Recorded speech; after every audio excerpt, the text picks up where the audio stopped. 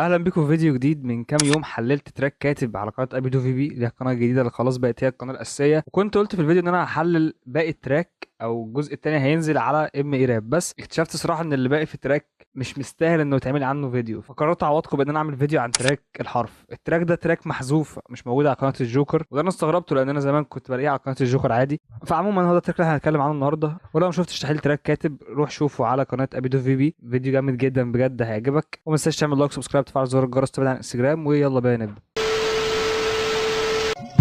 شر نفسي عليا بان لما اتقفلت البيبان، وعرفت ان طوق النجاي كل حوافر معاني بان. بقى الشو هو الملك، الناس حواليه بتنبلك، قمة السعادة وسط العبيد انت بس تمتلك بني. شر نفسي عليا بان لما اتقفلت البيبان، شر نفسي عليا بان لما اتقفلت البيبان. طبعا اغلب اللي اتفرج على المقدمه اللي فاتت دي حس بالغيظ والزعل، لانه حس باهانه القيمه الفنيه لاغنيه انفصام حاد لما اتغنت بالشكل ده.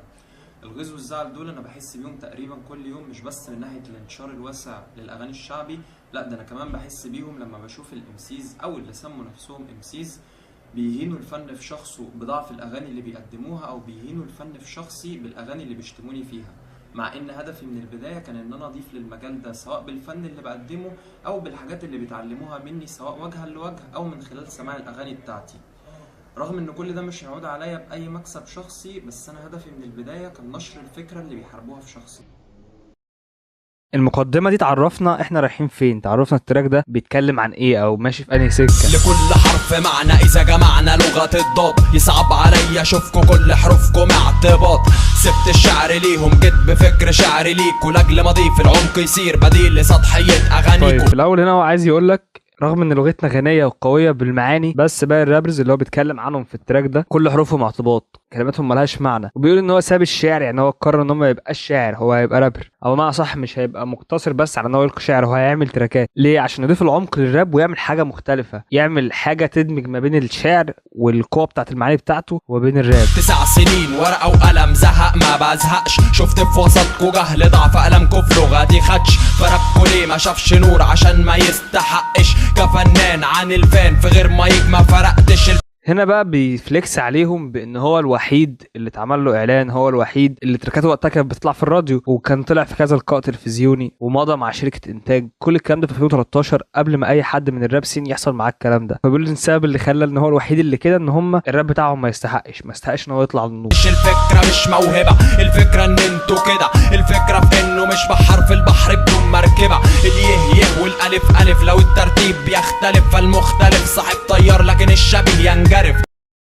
تشبيه حلو قوي، بيشبههم بان هم عاملين زي البحار اللي من غير مركب في البحر، ما عندهمش حاجه اصلا يقدموها. اليه والالف الف لو الترتيب بيختلف، لان الاثنين حروف، ده اول حرف وده اخر حرف، ده عشان احنا مرتبينهم كده بس، يعني الترتيب ده حاجه احنا اللي عاملينها، فاهم؟ لكن في الاخر الاثنين هم حروف. والمختلف صاحب طيار لكن الشبيه بينجرف. الطيار بيجرف اللي قدامه او بياخد كل حاجه في طريقه، فالمختلف المميز اللي عنده فعلا حاجه يقدمها بيبقى هو الطيار، هو اللي بياخد الكل في طريقه، لكن الشبيه هو اللي بينجرف. ده تشبيه برضو جامد قوي، لان انت لما بيبقى عندك حد عنده حاجه جديده، عنده حاجه يقدمها، عنده موهبه، هو اللي بيبدا الحاجه دي، وبعدها بتلاقي كله بدا يقلده بقى. تقاطع الشعر مع الفلسفه على بيتكوا، ده انا بين كوره في تصنيفكم مده طالت عن السنه. الجوكر بيوصف نفسه هنا بان هو بيعمل شعر، بس مش شعر عادي، لا شعر متقاطع مع الفلسفه، يعني شعر كله فلسفه على بيتات بقى، يعني فاهم؟ مش مجرد انه بيلقي شعر، لا هو بيعمل شعر متقاطع مع الفلسفه على بيتات. فالراب بتاعه عباره عن شعر على بيتات. بينكم رافض تصنيفكم مده طارت عن السنه، اللي هو بقاله اكتر من سنه يعتبر بره الراب سين، او رافض ان هو يتصنف رابر، رافض ان هو يتساوى بباقي الرابرز. هو شايف ان هو شاعر او على الاقل بيعمل حاجه مختلفه عن الراب، هو اللي بيقول كده. وسبت الومضه في تفسير الكلمات الغامضه، تفسير البار التاني في كورس انا اهانه صامته. بيقول تفسير البار التاني في كورس انا هنا صامته. تراك انا كنت حللته كده كده، يعني لو شفت تحليله هتعرف ايه هو البار التاني في كورس انا، ويقصد البار اللي كان بيقول فيه اخر شجره في صحراء فن وماسك فيها الاخر جدر. يقصد ان مفيش حد بيقدم فن غيره، مش حد في السين ده صحراء وهو الشجره الوحيده. اخر شجره في صحراء الفن وماسك فيها الاخر. هتفوت سنين ويفسروا لي جمل ما بتتفهمش، زي ما بعد سنين فكوا كل لغز سابوا دافنشي.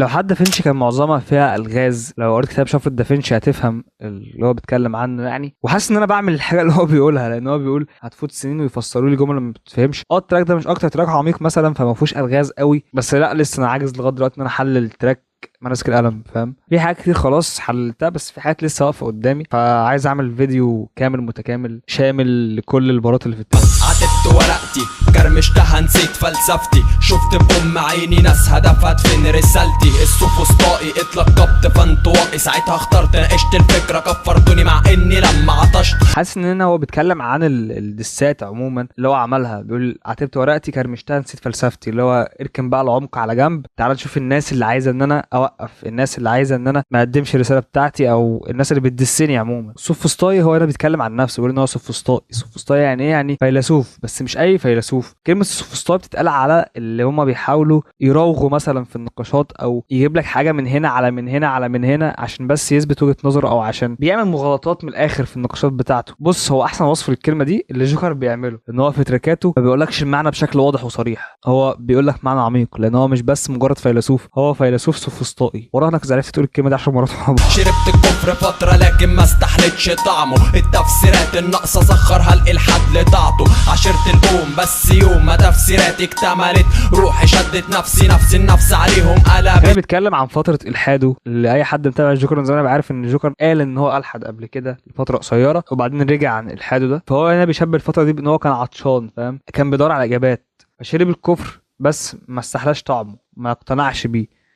وبعد 7 مقالة جت فكرة الاستقالة، فقفلت مدوناتي بعد نتيجة مش بطالة، يدق تاني الشعر بابي قلت انا موجود.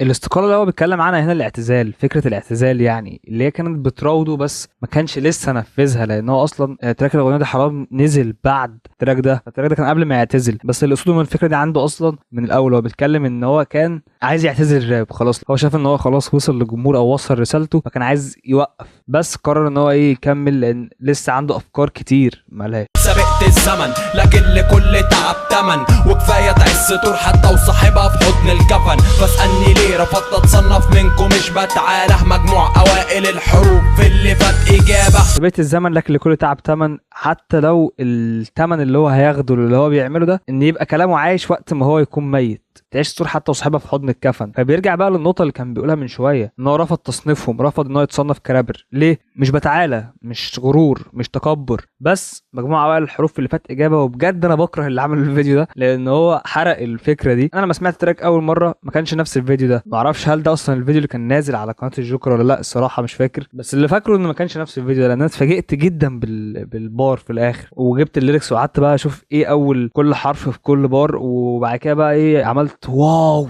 اوف. بس فاهم انت دلوقتي لو في واحد اعمى هيبقى شايف ان مكتوب عشان شاعره فيلسوف من اول ما الفيرس بدأ، فمش عارف ليه حرق الفكرة، بس ما علينا. الفكرة جامدة عموما بتاعت ان انت تخلي اول حرف في كل بار من اول فيرس مجموعهم مع بعض بيعمل كلمة عشان شاعره فيلسوف. السبب اللي خلاه رافض ان هو يتصنف من الرابرز ان هو شاعر وفيلسوف مش رابر. فبس ده كان تراك الحرف، التراك اللي بجد انا كنت ناسيه بشكل مش طبيعي اصلا، لان هو اتحذف من قناة الجوكر، وعشان انا اصلا ما بسمعوش كتير لان هو من اقل تراكات الجوكر دي حقيقة، مش هقول لك ان هو تراك جامد. هي اللقطه بتاعت الفيرس اللي في الاخر دي اللي خلتني اتكلم عن التراك اصلا، ده غير الكام فكره اللي هو كان بيناقشهم او بيتكلم فيهم. وبس ده كان فيديو النهارده، اتمنى يكون الفيديو عجبك. تعمل لايك وسبسكرايب وتفعل زر الجرس على الانستجرام، وتعمل لايك وسبسكرايب للفيديو اللي نزل على قناه ابيو في بي اللي هو فيديو تحليل تراك الكاتب، اللي بجد هو تراك قوي جدا، والافكار اللي اتكلمنا عنها في الفيديو هناك مهمه جدا، يعني اهم بكتير من اللي احنا قلناه في الفيديو اللي شايف ان هو مش مهم اصلا ده. وبس كده، اشوفكم في فيديو جديد، سلام.